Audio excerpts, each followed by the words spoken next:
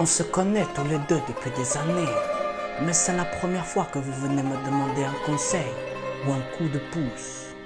Je ne me rappelle même plus à quand remonte la dernière tasse de café que je suis venu prendre chez vous. Yo yo yo yo yo yo yo yo yo la team ça. Vous avez vu un petit peu ce jeu d'acteur. J'ai eu un Oscar il y a quelques années pour ce rôle qui m'a été attribué. Je sais plus comment s'appelle ce film, mais ça fait très longtemps que je l'avais fait. Enfin, après j'en joue tellement, au bout d'un moment, je compte plus. Revenons aux choses presque sérieuses. Aujourd'hui, on va se retrouver pour une vidéo sur la musculation. On va parler des pistes musculaires. On va voir qu'est-ce que c'est les pistes musculaires. On n'en entend pas beaucoup parler dans le fit game, le musculation game. Là, on va pouvoir mettre des mots dessus et savoir à quoi ça sert. Je te laisse regarder ça en espérant que ça te plaise et tu connais le principe. On se retrouve sur notre petit tableau d'explication juste après mon intro. Jeune fou.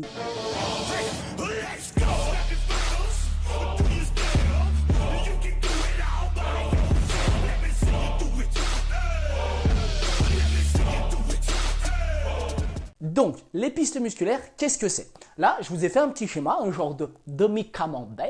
Ici, vous avez distale, moyenne et proximale. On va expliquer ce que c'est. La première chose, ce qu'il faut savoir, c'est que la partie distale, c'est la partie la plus proche de l'étirement. La partie moyenne, c'est ni la partie la plus proche de la contraction, ni de l'étirement. Et la partie proximale, c'est la partie la plus proche de la contraction. D'accord? Donc ici, on a la partie la plus éloignée de la contraction, la plus proche de l'étirement. Et ici, la plus proche de la contraction. Prenons comme exemple le biceps. Oh pardon. Par exemple, un curl incliné sur un banc. Vous allez vous coucher sur le banc. Là, vous faites une rétropulsion de l'épaule, du bras et de l'avant-bras. Et vous allez faire vos contractions ici. Vous n'allez jamais aller à la partie la plus proche de la contraction. Vous partez de l'étirement et vous venez contracter. Ça, c'est un exercice dit distal. A contrario, si on veut faire un exercice proximal, on peut prendre par exemple le curl spider. Vous penchez le buste vers l'avant. Là, vous allez engager l'antépulsion du bras, donc vers l'avant, et vous allez faire vos contractions au maximum, comme ça. Pourquoi? Parce que la fonction du biceps principal, ça va être l'antépulsion du bras, la supination et la flexion de l'avant-bras sur bras. Donc là, on a toutes les fonctions du biceps qui sont mises en action. Si jamais on enlève par exemple juste l'antépulsion du bras, on va faire des curls ici, des curls à la barre Z par exemple, debout. Là, on va être sur du moyen. On n'aura jamais notre biceps étiré au maximum, ni notre biceps contracté au maximum, parce qu'il n'y aura pas cette antépulsion du bras et cette flexion. Dans ce cas-là, il faudrait rajouter, hop, l'antépulsion du bras.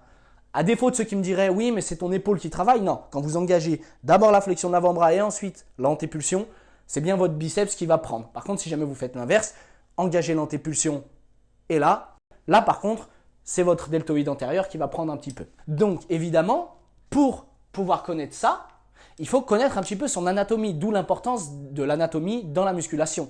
Parce que si vous ne connaissez pas les fonctions de votre muscle, ça va être compliqué de pouvoir le bosser précisément.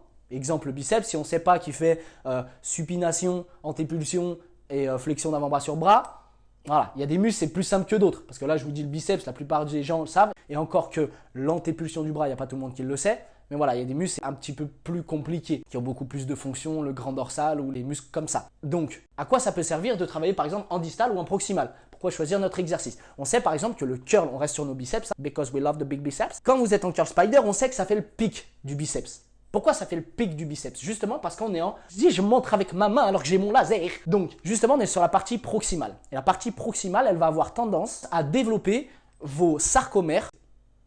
Oui, les sarcomères, un petit peu compliqué. Les sarcomères, c'est des petites unités contractiles qui vont vous permettre de prendre du muscle. J'en ai peut-être déjà parlé dans certaines vidéos. Justement, ces sarcomères vont se développer en parallèle. C'est-à-dire, plus vous allez être sur la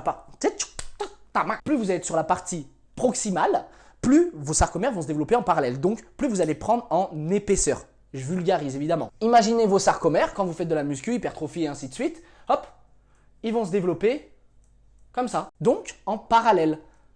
A l'inverse, si jamais par exemple vous êtes en distal, ils vont se développer en longitude. Longitude, hop.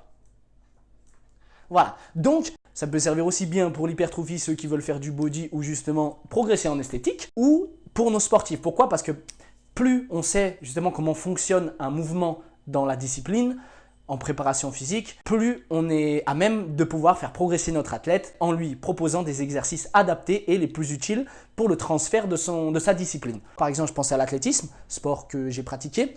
Faire du leg curl couché sur une machine en proximal, très souvent, va avoir tendance à rétrécir les muscles. Rétrécir les muscles, c'est vulgarisé, hein, mais en gros, comme nous, on est toujours en étirement, par exemple sur la course, toujours en tracté, le fait de faire de la flexion, être la partie la plus proche de la contraction en ischio-jambier, va les rétrécir et donc va avoir tendance à accentuer les blessures, par exemple. Parce que votre muscle va se contracter, s'enraidir, et quand vous allez voir étirer, pam, ça va péter. Beaucoup de blessures aux ischios en athlète à cause de ça. Hein. Pour la course, par exemple, privilégiez les tendances distales et moyennes, en tout cas sur les ischio-jambiers. Après, rien n'empêche de les travailler en proximal, hein, mais à limiter, pas faire que ça, parce que si vous faites ça toute l'année, ceux qui ont souvent des déchirures aux ischios, bah, ça fragilise. Ça vous sert aussi à varier les exercices et à savoir pourquoi vous les faites, parce que quelqu'un qui te dit « Ouais, il faut faire du curl spider pour allonger ton biceps court », non, au contraire, il va falloir peut-être faire plus du distal. C'est des petits détails comme ça qui peuvent extrêmement vous servir pour corriger justement certains déséquilibres esthétiques ou autres. Il y a plein d'autres choses à dire sur les pistes musculaires, je reste un petit peu dans le concret, sinon la vidéo va s'éterniser et c'est pas le but. Là justement, j'essaie de faire des formats vidéo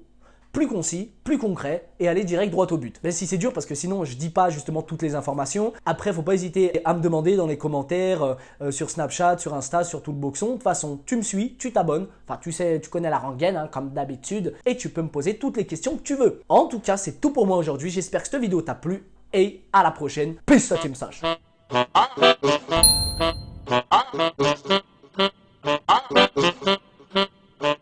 Widzę cię w Mercedesie klasy C. Powiedz skąd te mam ci wziąć.